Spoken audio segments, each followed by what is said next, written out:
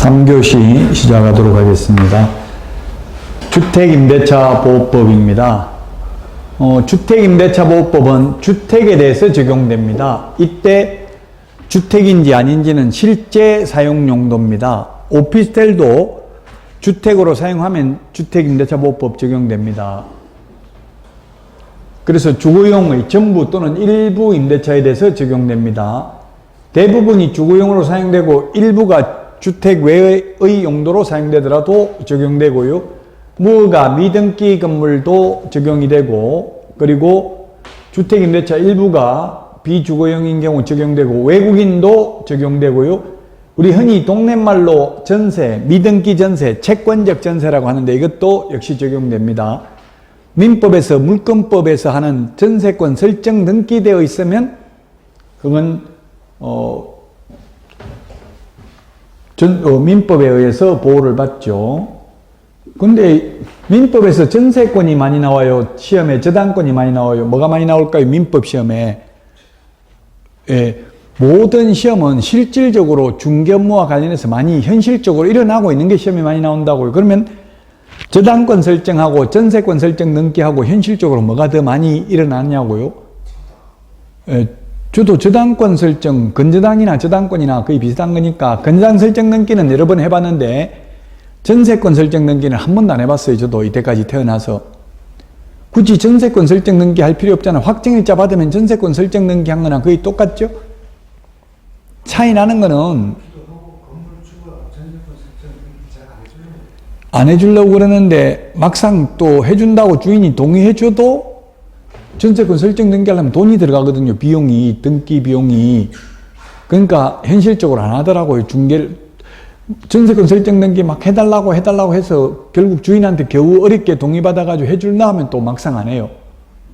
안 해준다고 하면 막 해달라고 하고 심리가 그렇더라고요. 그래서 전세권 설정 등기는 현실적으로 또 건물주들이 이제 다가구나 뭐 상가주택이나 이런 걸 못 해주는 게 한 사람 해주면 다 해달라고 하고 이러니까 또 안 해주고 이런 경우가 많아요. 그래서 실제로 확정일자 받으면 전세권 설정 등기 하는 거하고 똑같고요. 차이 나는 게 오히려 경매 넘어갔을 때 배당받는 거는 확정일자 받는 게 더 유리해요. 왜냐하면 확정일자 받으면 토지 매각 대금에 대해서도 우선 면제를 받아요. 근데 건물에 대해서만 전세권 설정 등기했다면 건물 매각 대금에 대해서만 후순위 권리자보다 우선 면제 받거든요. 확정일자 받는 것보다 전세권 설정 등기 하는 게 더 좋은 점은 딱 두 가지 있습니다. 전전세권이 있습니다. 임의로 다른데 또 전세를 놔도 됩니다. 그리고 임의경매 신청권이 있는 것 두 가지만 차이 나고 나머지는 배당받는 데 있어서는 외려 확정일자 받는 게 더 유리하다.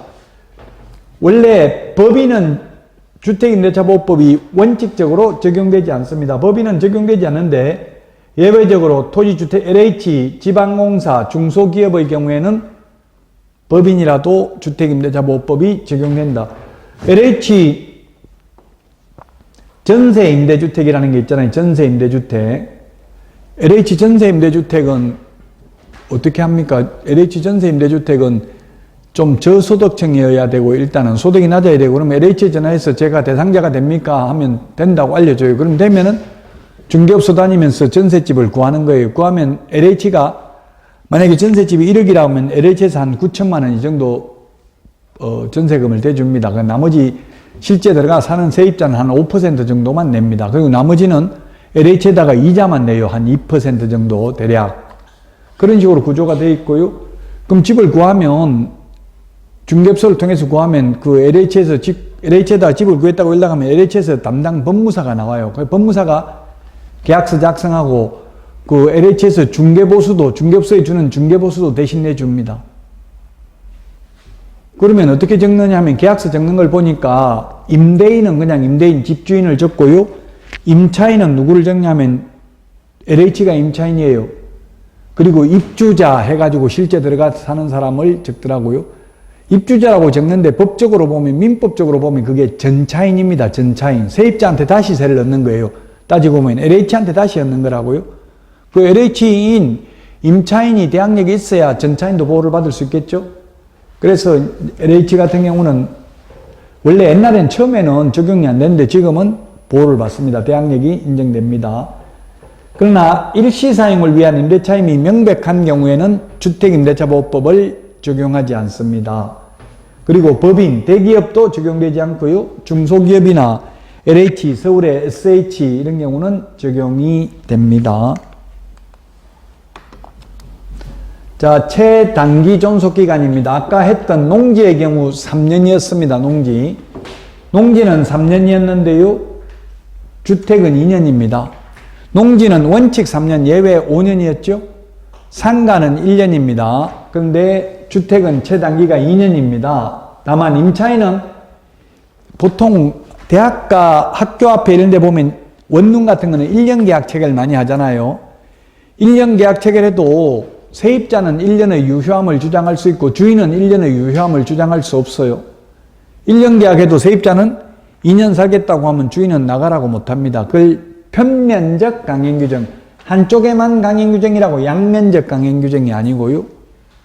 근데 원룸 같은 거 1년 계약 체결해도 주인은 2년 더 살겠다, 1년 더 살겠다 해도 나쁠 게 없어요. 주인은 오히려 세입자 못 구해서 문제지 뭐 월세 받는 거는 계속 살아주면 고맙죠.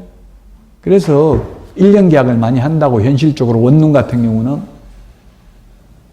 그 세입자 입장에서 보면 굳이 2년 하는 것보다는 1년 하는 게 더 좋아요. 1년 계약했으면 1년 만에 나간다고 하면 주인이 돈 내줘야 되지만 2년 계약을 만약 해놓고 1년 만에 나간다고 하면 주인은 돈 안 내줘도 되죠. 계약기간이 남아있으니까 계속 월세 내야 돼. 남은 1년간. 현업에 있는 분들도 질문 많이 하는데 그러면 중간에 만약에 2년 계약 체결해놓고 1년 만에 세입자가 나가는 경우 주인이 동의해줘가지고 나가면 그때 중개보수는 누가 지급해야 되냐. 이제 지금 기존에 2년 계약해놓고 1년 만에 계약기간 못 지키고 나갔어요. 나가면 주인은 또 새로운 세입자 받을 거 아니에요. 새로운 세입자 구할 때 중개업소를 통해서 구했다면 그럼 새로운 세입자도 중개보수를 내야 되고 주인도 거래 당사자가 중개보수를 내야 되는데 주인도 내야 되잖아요. 그럼 현실적으로 보통 주인이 내야 될 중개보수를 기존 세입자가 원래 살고 있던 세입자가 기간 못 지키고 나가니까 내주는 경우가 많죠. 그 시험에 나오면 법적으로 중개보수는 누가 내야 되냐고 계약기간 못 지키고 2년 계약했는데 세입자가 나가면 나가는 세입자가 주인이 내야 될 걸 내줘야 된다. 아니다. 주인이 내야 된다. 시험에 나오면 뭐가 답이냐고요? 예? 네, 시험에 나오면 중개보수는 거래 당사자가 내도록 되어 있어요. 거래 당사자. 우리 법에 보면 거래 당사자가 누구예요? 새로운 세입자하고 집주인하고 거래 당사자잖아요. 임대차 계약을 체결했잖아요. 그래서 시험에 나오면 기존 세입자가 주인이 내야 될 걸 내줘야 되는 법은 없습니다. 법적으로는. 무조건 주인이 내야 돼요. 이론적으로는. 근데 현실적으로 세입자들이 다 내주고 있죠. 계약기간을 못 지키고 나가면. 근데 현실적으로는 세입자가 낼 수밖에 없어요. 왜냐면 세입자가 그건 주인이 내야 된다고 강사가 강의하던데요. 이렇게 이야기하면 주인이 알았다. 그럼 내가 낼게. 그 대신에 너는 지금 남은 기간 1년 남았으니까 1년간 월세 다 내라. 계약기간 남았으니까 원래 월세 안 내줘도 되잖아요. 그래서 타협을 해가지고 월세는 안 받을 테니까 복비는 네가 내라. 현실적으로 그런 식으로 하는 거라고요. 주인은 걱정할 필요 없어요. 그 세입자가 법을 알고 무조건 중개보수는 주인이 내게 돼 있다던데요. 그래 내가 낼게. 그럼 월세 보증금 너 내줄 돈에서 내가 월세 1년분 남은 거 다 까고 내줄게. 이렇게 하면 된다고요. 그 돈 가지고 내가 중개보수 낼게. 그럼 세입자는 오히려 더 손해잖아요. 그 내가 복비는 제가 내겠습니다. 어떻게든지 빨리 좀 빼게 해주세요. 오히려 착한 주인인 경우 그 2년 계약해놓고 1년 만에 나간다고 하면 동의해준다고요. 나쁜 주인 같으면 동의 안 해줘도 돼. 그냥 남은 기간 1년 남았어요. 나 싫다. 무조건 나한테 1년간 월세 더 받겠다 해버리면 끝이에요. 사실은. 근데 그래서 특약으로 최근에 판례가 있는데요. 특약으로 이런 게 원래 이제 2년 계약을 했고요. 2년 계약했는데 이게 노란 글씨가 잘 보입니까? 빨간 게 잘 보입니까? 뭐가 잘? 예? 노란 게 잘 보여요. 그럼 노란 거 해야 되겠네. 2년 계약 체결했습니다. 근데 2년 계약 체결해도 한번 계약 갱신 요구를 연장하면 4년 살 수 있죠. 그러면 아무 말 안 하고 5% 올린다 이런 말 안 해도 한 번, 두 번, 세 번 올릴 수 있어요. 4년 살면. 뭐 1년 지날 때마다 5% 올린다, 5% 올린다 이런 말 안 해도 주변 시세 다 올랐으면 1년마다 2년 계약해도 2년 되기 전에 1년 지났으면 5% 올릴 수도 있다고요. 뭐라고 되어 있냐면 법조문에 차임 등이 경제사정의 변동으로 인하여 상당하지 않는 경우에 당사자는 장래에 그 정감을 청구할 수 있다. 다만 정액의 경우에 5%를 초과하지는 못한다. 한번 정액하고 나면 올리고 나면 1년 안에는 다시 못 올린다. 이렇게 되어 있다고요. 법조문에. 그래서 최근 판례를 보면 1년에 무조건 5%씩 올리기로 한다. 이렇게 계약서에 특약을 했다면, 특약이라는 게 뭐예요? 특별히 약속하는 게 특약이죠. 그런 특약을 했다면 그 특약의 효력은 있다 없다? 효력이 없다는 게 판례입니다.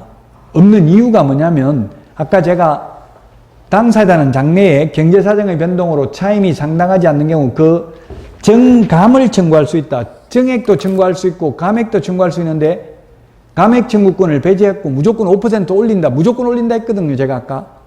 무조건 올린다 했기 때문에 안 된다고요. 깎을 수도 있다고. 주변 시세 다 내려갔으면 오히려 깎을 수도 있는데 감액 청구권을 배제했기 때문에 무효라고요. 정액만 할 수 있는 게 아니라 그 지금 185페이지 우리 교재 185페이지 맨 밑에 양가로 2번에 동그라미 1번에 있죠? 당사자는 약정한 차임이나 보증금이 임차주택에 관한 조세공과금 그 밖의 부담의 정감이나 경제사정의 변동으로 인하여 적절하지 아니한 때에는 장래에 대하여 그 정감을 청구할 수 있다. 감액도 청구할 수 있다고요? 근데 무조건 5%씩 올린다. 이거는 무효라고. 감액 청구권을 배제했기 때문에. 다만 차임 등의 정액 청구는 상한을 약정한 차임이나 보증금의 20분의 1의 금액으로 하되 특별시, 광역시, 특별자치시 및 특별자치시도 및 특별자치도는 관할구역 내에 지역별 임대차 시장 여건 등을 고려하여 20분의 1 범위 내에서 정액 상한을 조례로 달리 정할 수도 있다. 조례로 달리 정하더라도 20분의 1을 초과할 수는 없죠. 10% 올린다 이렇게 조례로 정할 수는 없습니다.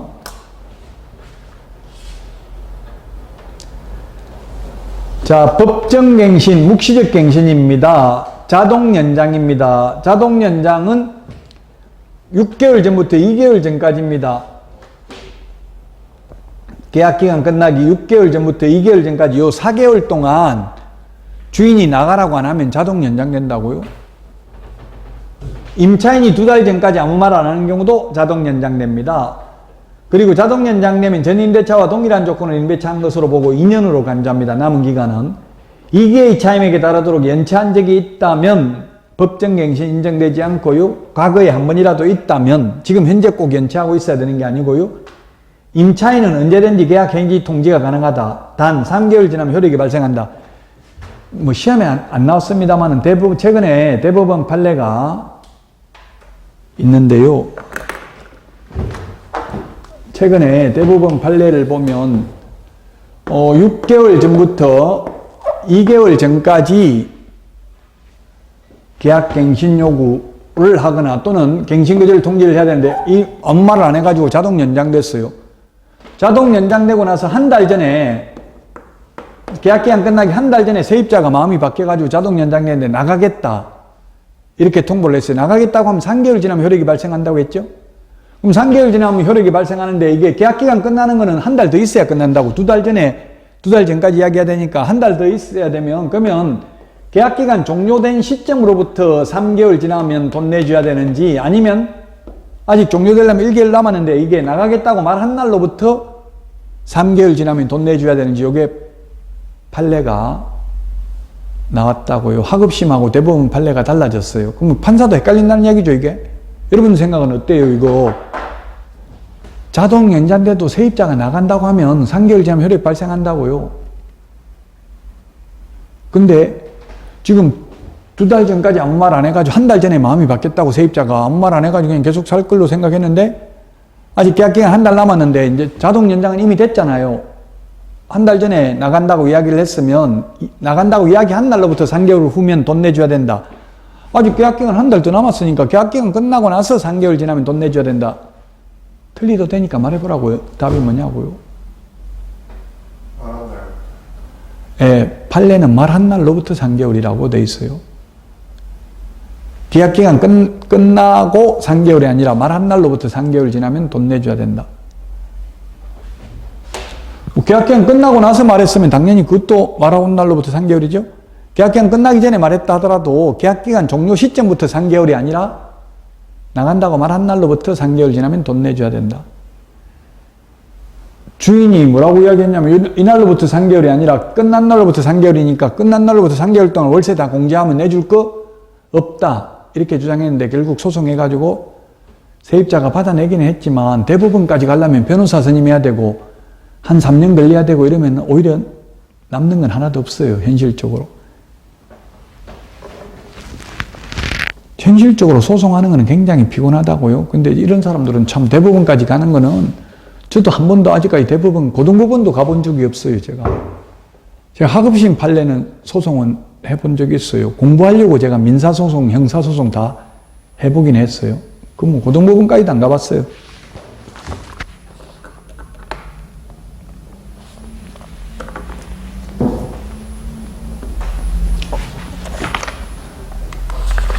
자, 그 다음에 계약갱신요구입니다. 계약갱신요구. 이게 2021년도에 문재인 정부 때 생겼잖아요. 2021년도에 계약갱신요구권. 아까도 말했지만 원래는 2년이었는데 하도 이제 전세가 막 전세금이 자꾸 올라가고 이러니까 2+2, 2년 더 살 수 있도록 법을 바꿨습니다.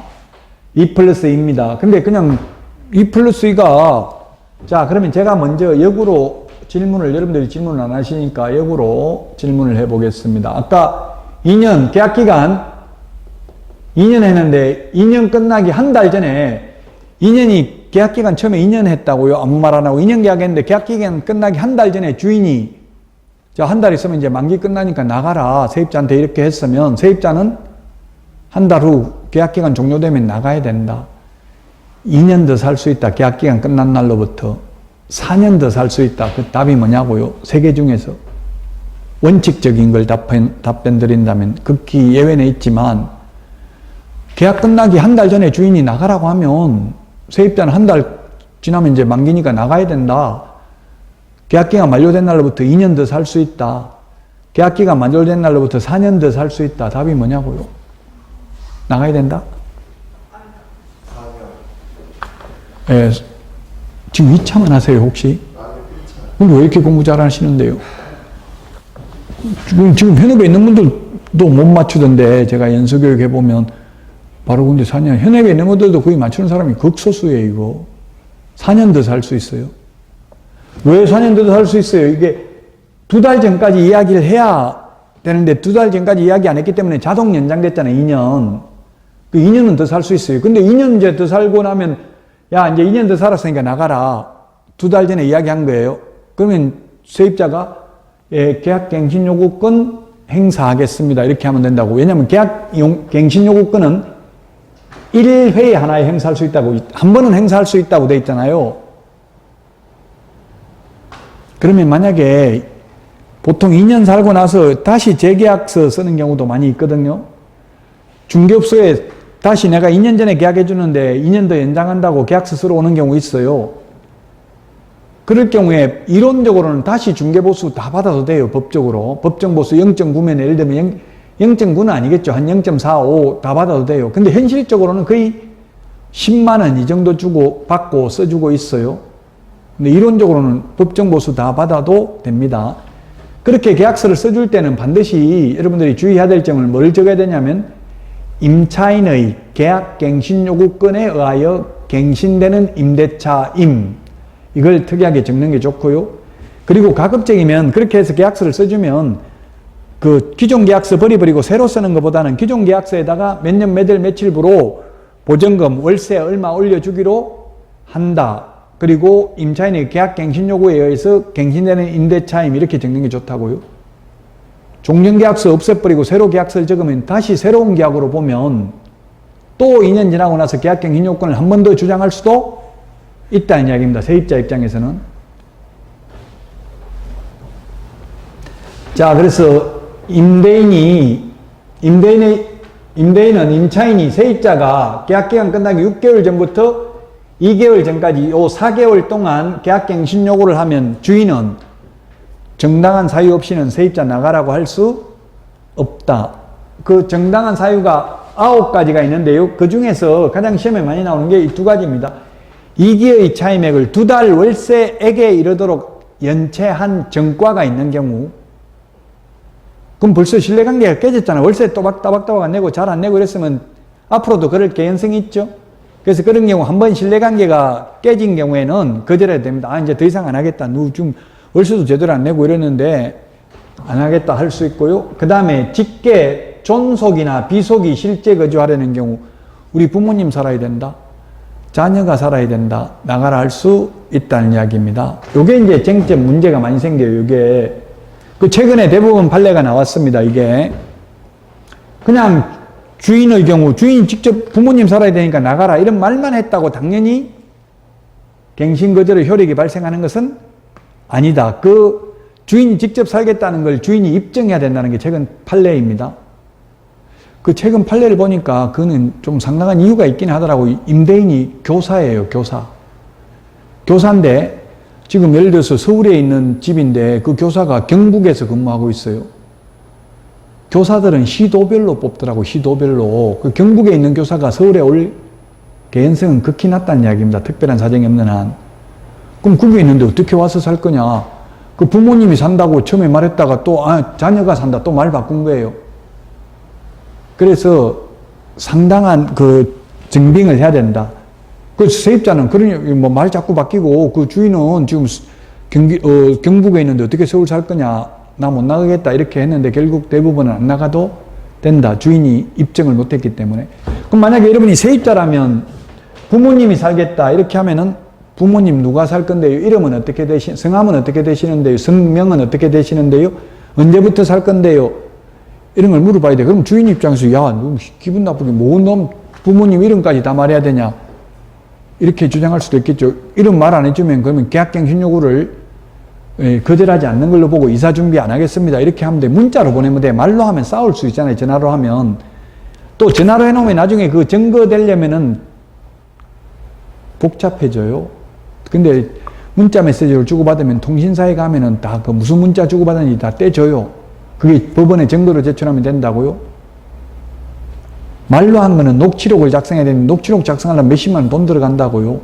또 말로 하면 막 목소리 높아지면 상대방이 욕하면 나도 욕할 가능성이 많잖아요. 상대방이 때렸다고 나도 때리면 쌍방폭행이죠. 그 상대방이 욕한다고 나도 욕하면 둘 다 문제될 소지가 있어요. 그러니까 문자로 주고받으면 된다고요. 왜냐하면 요즘은 부모 자식 간에 아버지하고 아들이 친자 관계가 확실한데 친아들인데도 성이 다를 수 있어요, 없어요? 있더라고요. 보니까 지금 혼인신고할 때 미리 협의를 하면 엄마성을, 모계성을 따를 수도 있고요. 또 만약에 남편하고 이혼하고 애 데리고 여자분이 다른 데 재혼하려면 법원 허가받아가지고 성을 바꿀 수도 있어요, 자녀성을. 그러니까 성이 다를 수도 있으니까 물어봐야 돼. 왜 이걸 물어봐야 되냐면 주인이 산다 해놓고 주인이 안 살면 손해배상 청구할 수 있잖아요. 그래서 이름도 물어볼 수 있어요. 그 주인은 알려줘야 되겠죠. 안 알려주면 뭐 거짓말 하는 걸로 생각하고 저는 이사 준비 안 하겠습니다. 이렇게 하면 된다고요. 갱신연임대차도 존속기간 1년이고요.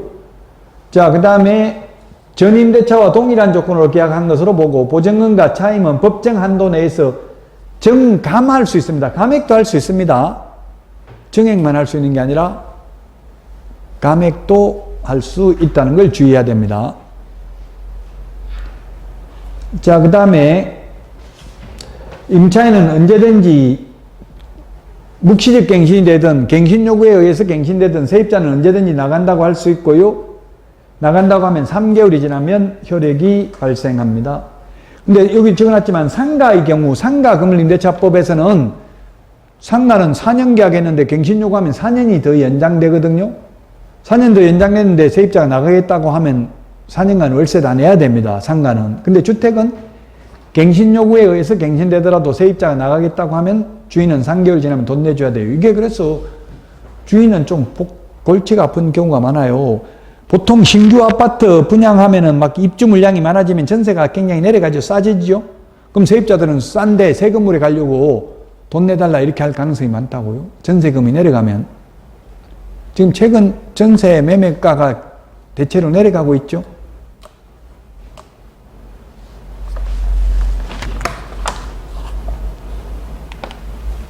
자, 그 다음에 대항력입니다. 대항력, 아까 농지는 대항력이 어떻게 하면 생긴다고 했어요? 농지법에서는 농지는 시구 읍면장 확인받고 농지를 인도받으면 대항력 생긴다고 했는데, 주택은 이사하고 전입신고해야 대항력이 생깁니다. 이사를 인도라고 하고요, 전입신고를 주민등록이라고 하고 같은 말입니다. 주택이 대항력을 인정받으려면, 최우선 면제 이런 거 받으려면 이사해가지고 살아야 돼요.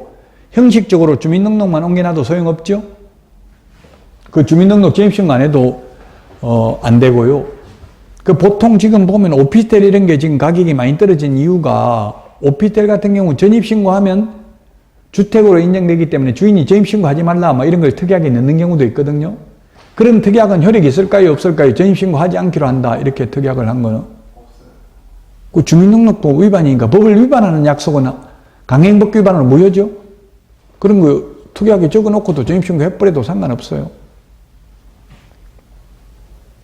그 전입신고하고 이사를 하면 다음날 오전 0시부터 대항력이 생긴다.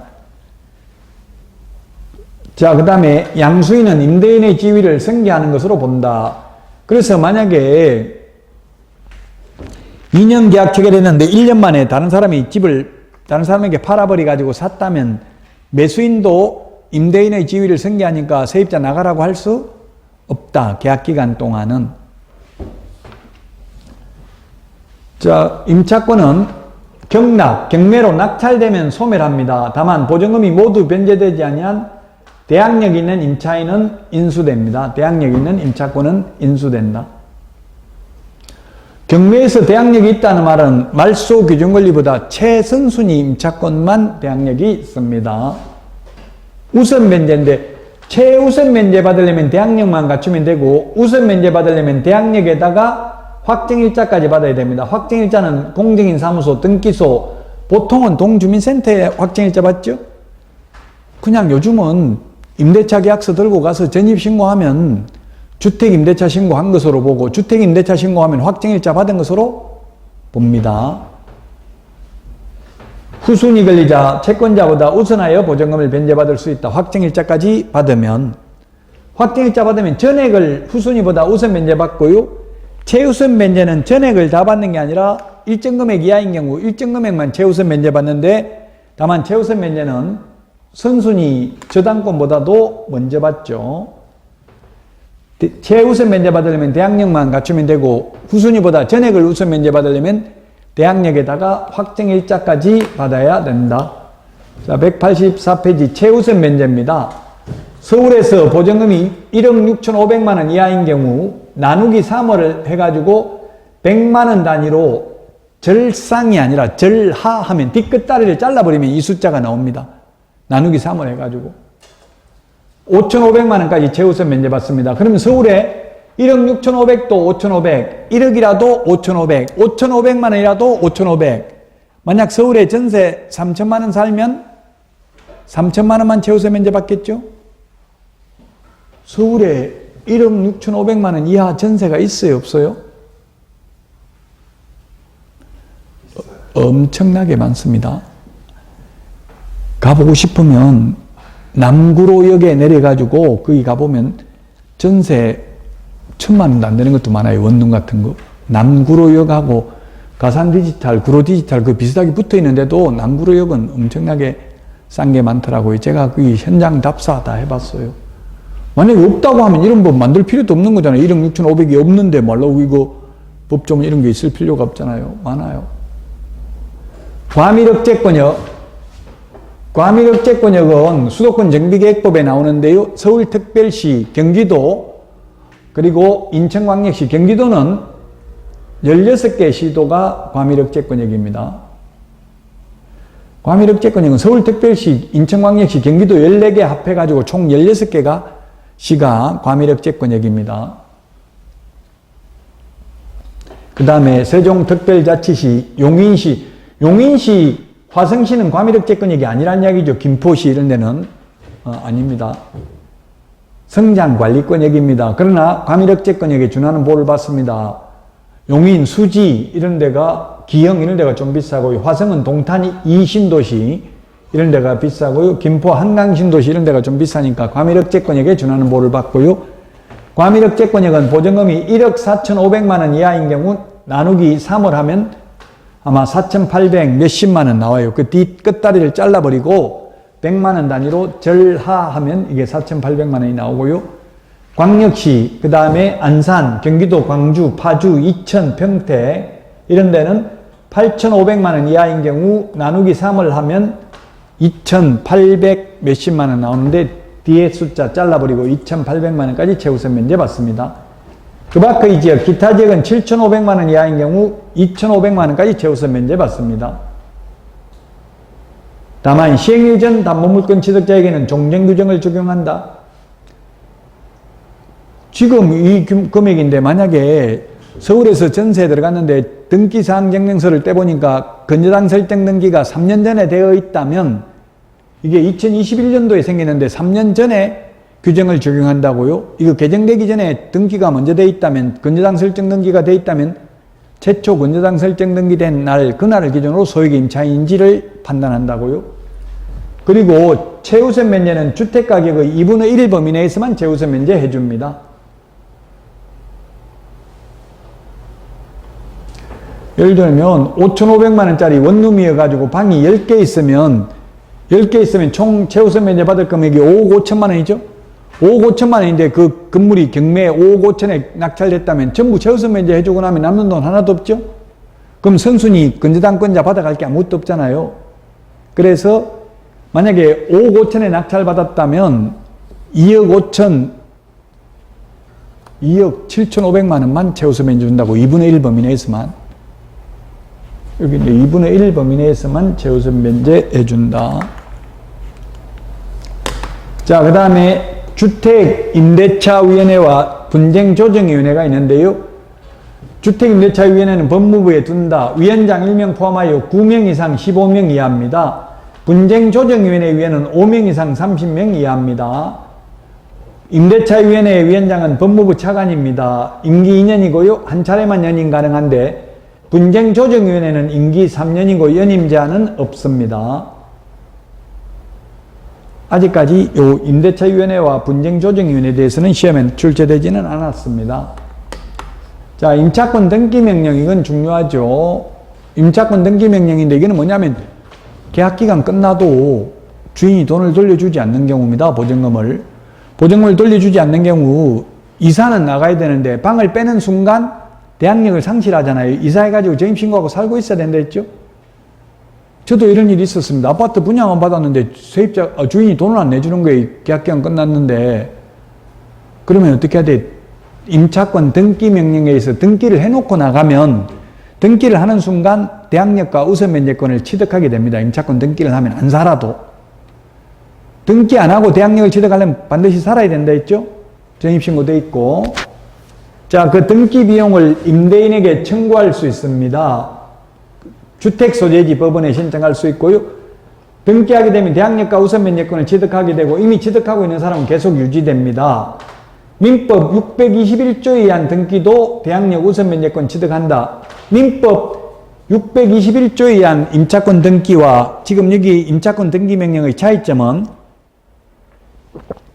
민법 621조를 임차권 설정 등기라고 하고요. 이게 임차권 등기 명령에 의한 등기. 임차권 등기는 두 가지가 있어요. 설정 등기가 있고 명령에 의한 등기가 있다고요. 차이점은 임차권 설정 등기는 당사자 합의만 하면, 임대인, 임차인 합의만 하면 언제든, 등기 권리자, 등기 의무자 합의만 하면 언제든지 가능해요, 등기가. 근데 명령에 의한 등기는 반드시 계약기간이 끝나도 만기돼도 주인이 돈을 돌려주지 않는 경우에만 명령에 의한 등기를 할 수 있습니다.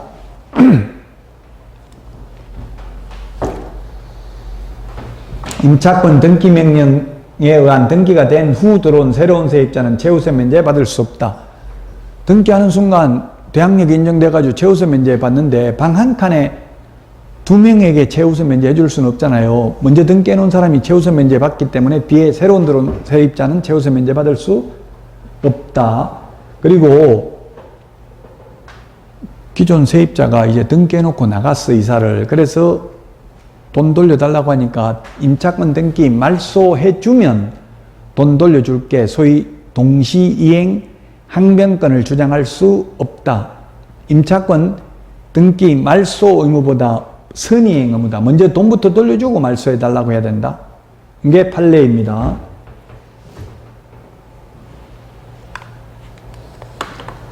자, 그 다음에 사실혼 보호입니다. 사실혼. 사실혼하고 법률혼의 차이점은 혼인신고하고 안 하고가 차이점이죠.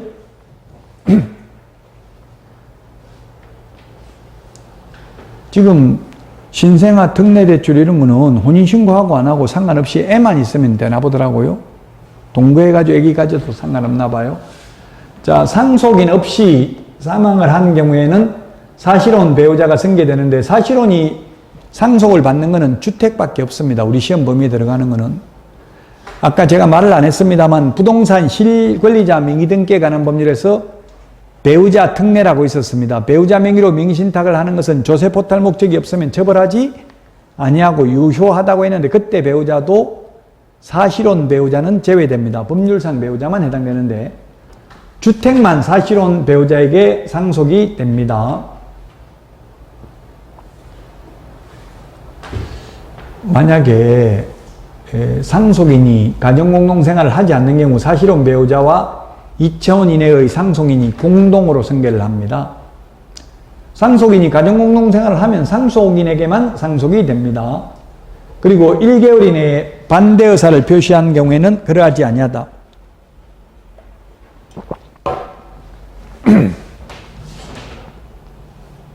자, 2년 계약을 체결했는데 임차인이 사망을 했습니다. 1년 만에. 그러면 사실혼 관계에 있는 배우자가 남은 기간 1년 더 살 수 있습니다. 그런데 한 달 안에 반대 의사를 표시하면 그러하지 아니하다. 즉 남편이 먼저 사망했는데 부인이 계속 꿈속에 남편이 나타나가지고 도저히 무서워서 못 살겠다, 방 빼야 되겠다, 한 달 안에 이야기하면 돈 내줘야 된다는 뜻이에요. 사랑하는 사람 죽으면 무서워요. 그래서 1개월 이내에 반대 의사 표시한 경우에 그러하지 아니하다. 아까 정감 청구 5%, 감액은 시험에 정감 청구는 1년에 5% 범위 내에서만 정감 청구할 수 있다. O입니까 X입니까? 시험에 나왔어요. 정감 청구는 최대 5% 범위 내에서만 가능하다. 1년에. 한번 정행하고 나면 1년 안에는 못 올린다. 5% 범위 내에서만 정감 청구할 수 있다. OX. X로 나왔어요.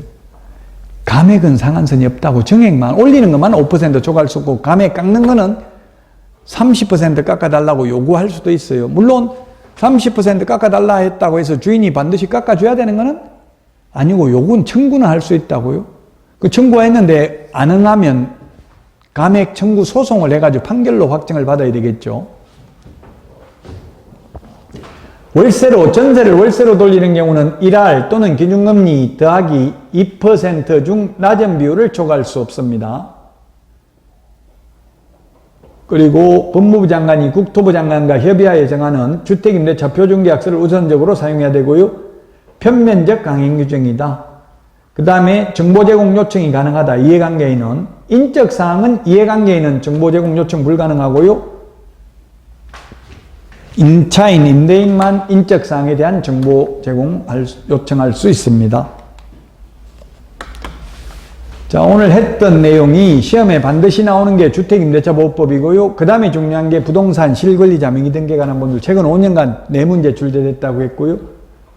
부동산 등기특별조치법은 별로 중요하지 않습니다. 왜냐하면 실거래가격 신고하고 신고 필증을 받으면 계약서 금인받은 것으로 보기 때문에 실제 금인받을 일은 없습니다.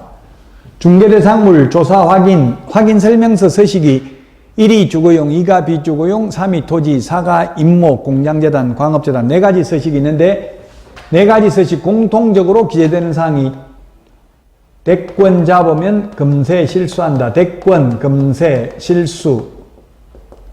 대상 물건의 표시, 권리관계, 거래 예정금액, 취득과정 조세, 실제 권리관계, 중개보수 산출 내역 공통적 기재사항입니다. 비선호시설은 1의 서식, 3의 서식만 기재했습니다. 그 다음에 입지 조건 중에서 도대주 교판, 1의 서식은 도대주 교판, 2의 서식은 도대주, 3의 서식은 도대, 도로, 대중교통만 기재합니다. 도로, 대중교통, 주차장, 교육시설, 판매, 의료시설. 1의 서식은 도대주 교판, 2의 서식은 도대주, 3의 서식은 도대, 4의 서식은 기재하지 않습니다. 각 그 네 가지 서식 비교하는 게 시험에 잘 나와요. 1조, 소음, 진동, 1소지는 1의 서식에만 기재한다.